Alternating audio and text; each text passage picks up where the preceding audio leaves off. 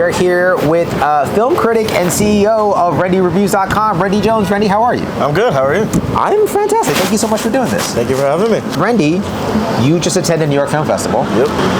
New York is different from like Cannes, Sundance, or whatever. Like, it's just movies that are going to come out in a couple weeks, right? Yeah. If not till towards the end of the year or not until next year. So what's the point of it? It's just like fancy premieres and stuff like that? A lot of fancy premieres and also holdovers from like different other film festivals where they're all getting ready for the Oscars and award season and shit like that. So you've now done a couple festivals. Yep. Do you like them? Most of them. It depends on time of the year and mood I'm in. Yeah. And so you just like watching movies all day? Yep. That sounds awesome, but like, is it kind of tiring? It's very taxing. Yeah. Especially since like towards award season, you're watching like 5 different movies that are either about grief or oppression or sad documentaries and stuff. Yeah, sad documentaries or even sad narratives. Yeah. Do you bring like a notebook with you when you watch a movie for the first time? Yep, I always have to. And I can't see shit. Yeah. The majority of everything I'm writing is like freaking scribble scrabble. I look at like my notes afterwards. I'm like, all right, if I could get one semblance of a word here and think back to the movie itself, maybe I could remember what I wrote then. Because by the time like the movie's over and I'm just through with the pages, it's like one ear out the other. Did you read reviews growing up? I did. I was one of those kids who like freaking read the New York Daily News. Okay. Just like say, where's the movie review section? Did you actually read the words, or would it be like grades and numbers and stuff? I read the words. Wow. Like I actually like read the reviews. That's really everything. impressive. Yeah. Nobody does that. Yeah, and if it wasn't that, then it was like growing up watching like. For older audiences, it was Siskel and Ebert. Yeah. But unfortunately, I was born after Siskel passed, so for me it was Ebert and Roper. Yeah. Do you still read reviews? From time to time. Before or after you watch a movie?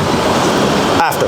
If I read others while like writing my head, sometimes I can't catch myself of like, whoa, my thoughts are sort of getting like challenged about like a different movie that I'm already. I would like to be assured about, and I try to be so sure about my critiques. Even when I'm writing. So by the time I'm like done, I can read whatever my colleagues and peers have wrote. Do you think people even really understand criticism? Not really. Well, actually, it depends on the person, and I don't want to say like how chronically online they are, but I feel like we as a society have gotten to a point where we're watching movies with such a surface level perspective, where people are only thinking about the movies from a technical aspect or just like how it made them feel, or not really using like a third eye, like opening to it emotionally, or trying to really look at like the themes of what the filmmaker is intending to do, or trying to like find what they are doing and how they accomplish it. That by the time they're like, all right, well, this movie is sticky doo-doo garbage, or they say some semblance like that, it sounds very like performative. Yeah, how do we get that to change? How would you even define criticism? I don't know. It's a large conversation because there's so many different pillars of film criticism now these days. Entertainment has skewered within the past several decades, where you can find a marker of like where film criticism was at the height of its like popularity or influence really, and then come to 2010s when YouTube and things, social media places came into place. You would have your cinema sins kind of fucking up the guise of how to look at a movie critically. It's just like going to a museum, looking at the portrait, seeing the artist's intentions, and seeing and making your own interpretation, and also make your own critiques based off your interpretation of that. Yeah, I once had a music writer tell me the thesis of a review is not, is this thing good or bad? And I think about that a lot. Yeah. There's like the context of this person's entire career, there's what the influences were, there's what this moment is right now. And I think sometimes also, you mentioned the feelings thing, like I'll I watch every movie, and then somebody will ask me like what I thought, and I'll be like, no, I didn't like it, and like their feelings will be hurt. It's like, it's just my opinion. Like, I'm not trying to make you feel bad. Yeah, exactly. Like, I just happen to. I also love the other stuff. You're not asking about that. Also, you don't seem to care about that. Yeah, like, hey, form your own opinions. Yeah. You know, like, these opinions are mine. This is how I perceive a movie. You know, don't use me as law. You Right, know, yeah. like, it's exhausting. Yeah. Movies overall in 2025. How we feeling? It's good. It's a good year. Yeah, every year is a good year. I don't believe in the metric of people saying like, well, this year has been a weak year for movies. Like, no, I don't feel like that said person has looked hard enough to find the good shit. So like this year, some of the best movies: Sinners, one bad after another. I'm Becoming a Guinea Fowl, and then there's other upcoming ones you should look out for, like Testament of Van Lee. Sentimental Value, that new Joachim Trier phenomenal family drama, the same guy who did Worst Person in the World. The Secret Agent, and as I said, no other choice. You ever just not been in the right headspace to watch a movie, but you were on like a deadline or something? Yeah, that happens from time to time. You know, we're all fucking human. Yeah. Like, it's one of those things where it's like, all right, well, this movie caught me on a bad day. Maybe I just try my best to parse myself and my emotions from said movie, and just combat it from, you know, an unbiased, very professional point of view. Yeah. Weapons wasn't that good, right? Oh, I love Weapons. Oh, okay.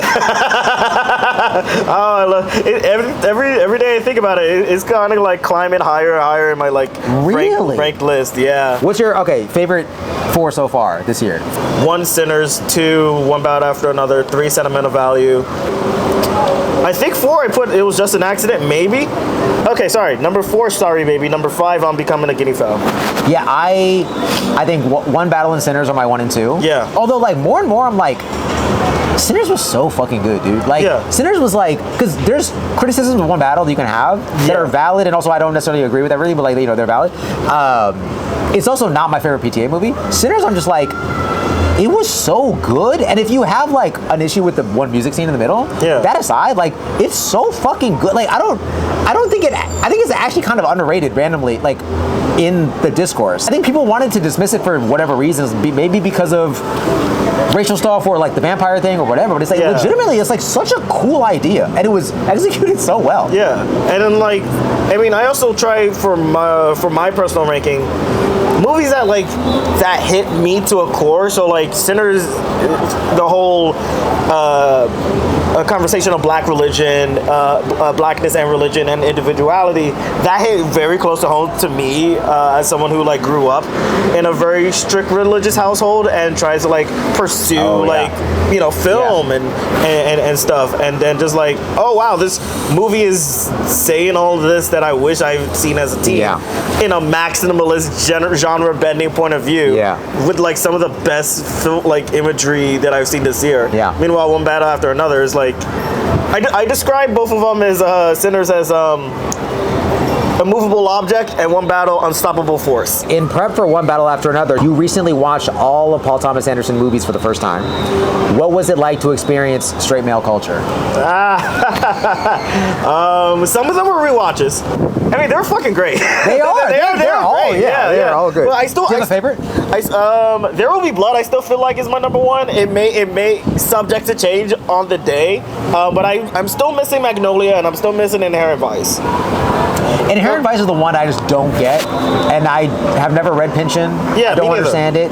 The movie I've watched a couple times, and it just doesn't do it for me. But I did that with The Master. Also, I think I was just too young the times I watched it. And then I watched it like 3 months ago, and I was like, this is maybe the most incredible movie I've ever seen. And I think it also, like, it looks so beautiful.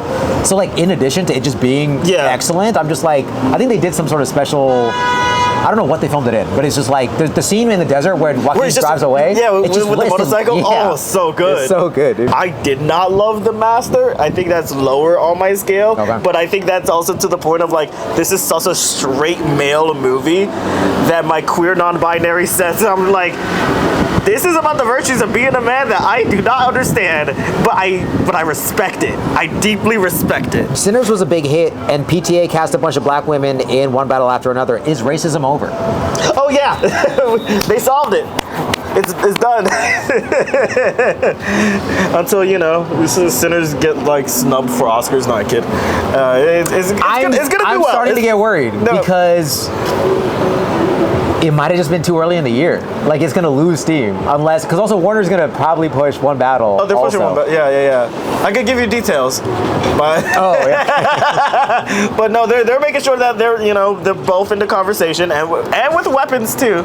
Oh yeah, fuck weapons. I don't like weapons. I thought it was fine. That was my issue with it. Rendy, you were born and raised in New York City. Who's your favorite New York director? Shit. How can I not fucking say Scorsese?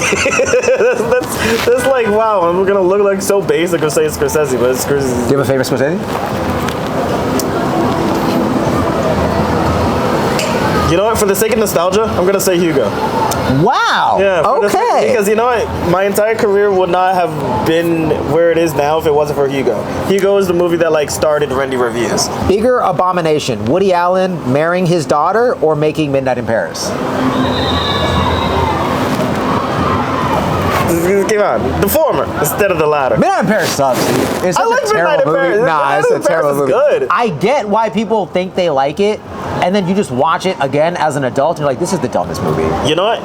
I give you that because I have not watched it again as an adult. That was one of those things. I watched it as a teen and was like, I'm really taken aback by this. I really like this execution. Mom, after like watching that off like from the library or whatever, we just started watching like old Woody Allen movies from like Utah that was just like available on YouTube. Yeah. So we watched stuff like Annie Hall, R.I.P. Diane Keaton, and Sleeper, which I remember liking. And I was big into Blue Jasmine when that came out, but you know, fuck Woody Allen. That was like the last one. Yeah, that was the last good one. Yeah.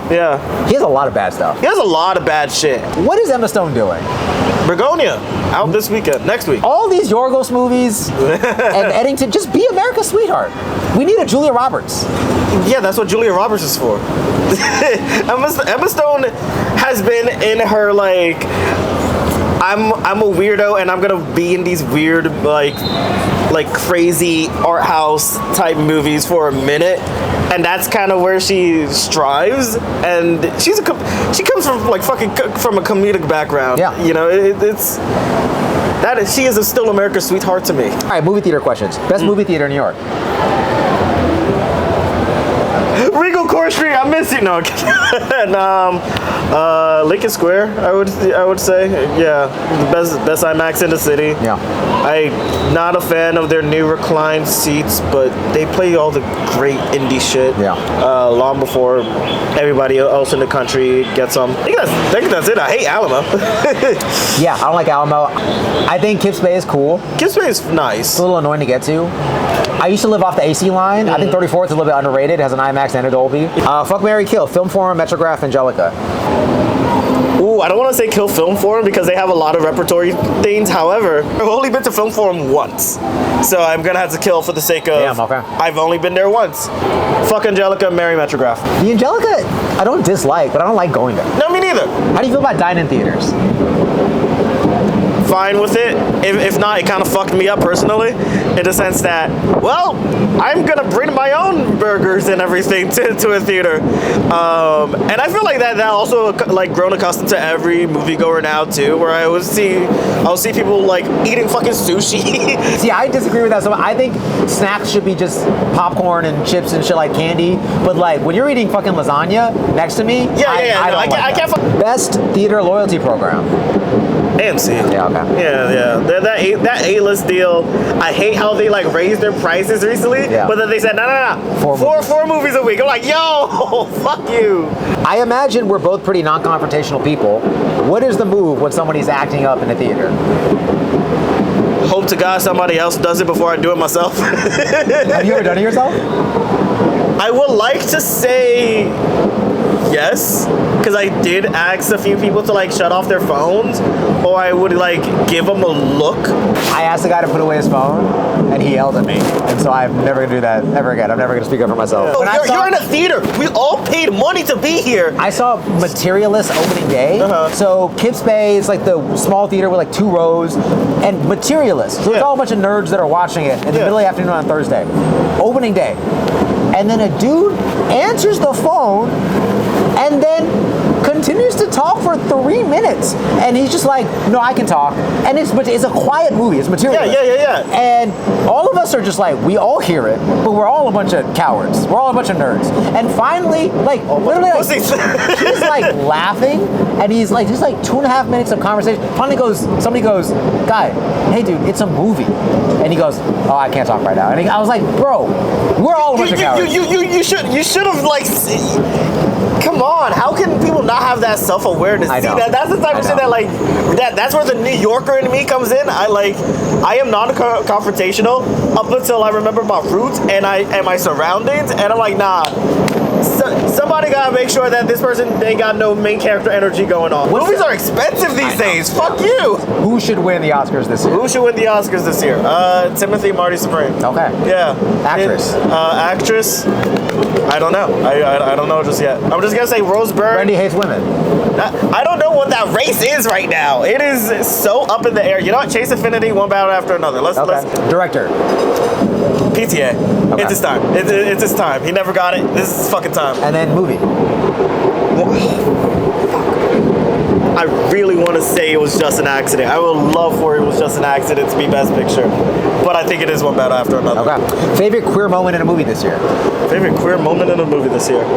You know what? I'm gonna say because this is at the top of my head. The scene in Sorry Baby where Ava Victor's character bubbles in, like, pretty much saying that they're non-binary in, like, in gender, and I think that was such a powerful moment. I like that movie a lot. I love that movie. If you could make one sweeping change about movies, either how we watch or how they make it, what would it be? You know what? Everybody give their cell phone to a security guard before they enter a theater. We've gotten so worse by watching movies of just, like, being so antsy and fidgety and then looking on our phone and then motherfuckers just, like, scrolling on social media apps while movies are happening. Or everything you just said with that guy taking his call. Like, take the ICE budget and put it into, like, federal agents in every movie and just have them arrest somebody that's acting. I'm okay with that. I'm also okay with that. You know what? Actually, how about this? Just cheaper tickets. First and foremost, for cheaper tickets, like, yeah, there's a reason why movies aren't selling as much as they used to these days. Inflation keep making them more expensive. My first 2 years in New York, so 21 and 22, they had like a National Cinema Day or something. Yeah. It was $3 tickets. It was the most people I've ever seen in a movie since I was a kid. Yeah. So many people, and kids too, and like they were hopping from place to place. Like, just make them $3. Yeah. Rendy, I was in a movie this year. I was also in the trailer. You saw this movie. No, I didn't. I know what movie you're talking about. No, I didn't. In your professional opinion, am I a star? To me, you are. You always have been, baby. I almost got a line in that movie. We don't have to talk about why. We don't. Yeah. We don't. But I know. That was it. You got anything you want to shout out? Go see more movies. Hell yeah. Oh, yeah, and visit rendyreviews.com for exclusive reviews, soon interviews for subscribers only. Yeah. Rendy, everybody, thank you so much.